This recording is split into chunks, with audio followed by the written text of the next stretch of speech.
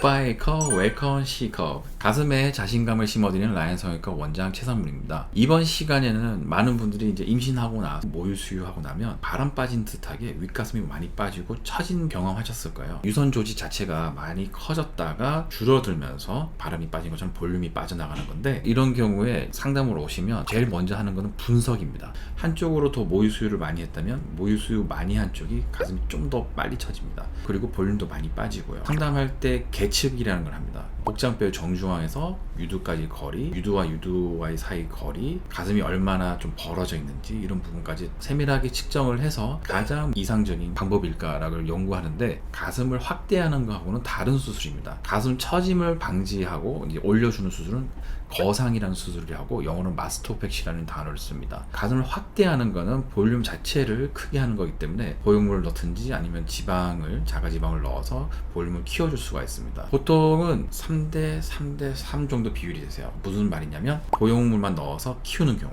거상만 하는 경우, 그 다음에 키우기도 하면서 거상을 같이 동반하는 경우 3대3인데 수술 과정도 다르고 수술 이후에 관리도 되게 다릅니다. 보형물을 넣어서 확대만 하면 되는 경우에는 단순히 볼륨만 빠져나간 경우입니다. 유방 하수라고 해서 가슴 처짐이 없이 볼륨만 살짝 위쪽이 빠졌다든지 전체적으로 빠진 느낌이 있을 경우에는 보형물만 써서 임신 전의 모습 아니면 더 이쁘게 확대를 할 수 있는데, 이런 경우에는 이제 처짐이 없어야 확대가 가능을 합니다. 두 번째로 거상만 해야 되는 경우, 볼륨은 어느 정도 한 D컵, C컵이신데 유두 쪽하고 전체적인 가슴 모양 자체가 내려와 있을 경우에는 거상으로 가슴을 올려줄 수가 있어요. 근데 거상도 이제 종류가 세 가지로 보통 나뉘게 됩니다. 아주 간단하게 유륜 주변만 거상하는 경우 반달 거상이나 360도 거상이라고도 하고요. 그런 경우는 이제 수술 시간도 한 30분, 뭐 길면 1시간 정도 걸리기 때문에 흉터 관리가 유륜 주변에만 있어서 흉터 관리도 쉽습니다. 두 번째 거상하는 방법은 수직 거상 이라고 해서 유두 자체를 수직하게 위로 올리는 경우입니다. 이런 경우는 피부가 처짐이 많지 않고 단순히 유두가 밑으로 내려와 있을 때는 수직 거상을 통해서 하수를 좀 교정하는 방식이고요. 마지막으로 가장 큰 거상 방법인데 인버티드 T, Y字패턴이라고 하는데, T자 모양을 거꾸로 해서 아래쪽에 남는 유방의 조직을 잘라내고 유두하고 유륜을 올려주는 방식입니다. 거상 중에서는 가장 큰 수술인데, 왜 큰 수술이냐? 흉이 좀 많이 남아요. 아시아인하고 서양인하고 흉터가 남는 그 과정이나 나중에 남고 나서의 모습이 대체적으로 다른 편이기 때문에 그 아시아 여성분들한테는 추천을 많이 드리지 않고, 가장 크게 하는 유방 거상은 웬만하면 추천을 드리지 않고 있습니다.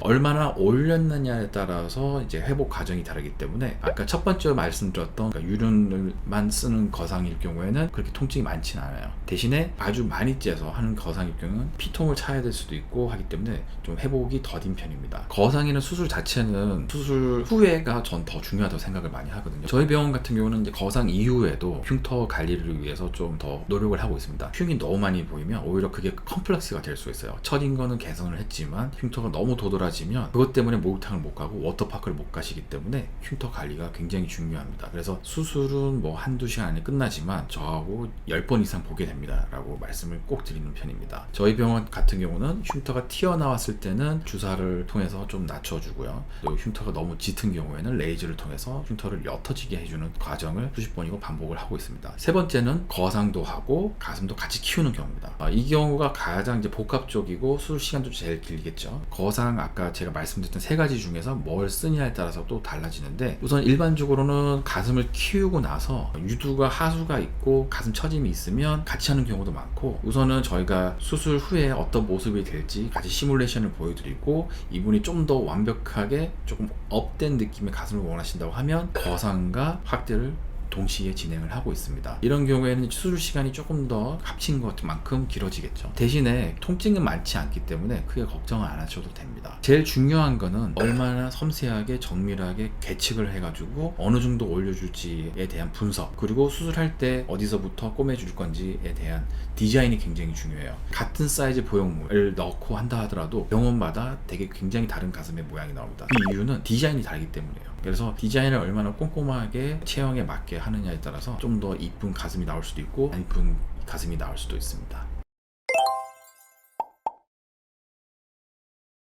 지금까지 임신 후, 출산 후에 생길 수 있는 유방 하수 그리고 거상 확대에 대해서 알아보았습니다. 궁금하신 분들이 있으실 텐데 댓글을 달아주시면 저희가 순차적으로 답변을 드리도록 하겠습니다. 굿바이 웨이커 웰컴 C컵의 라이언 성형외과 원장 최상문이었습니다. 다음에 또 봐요.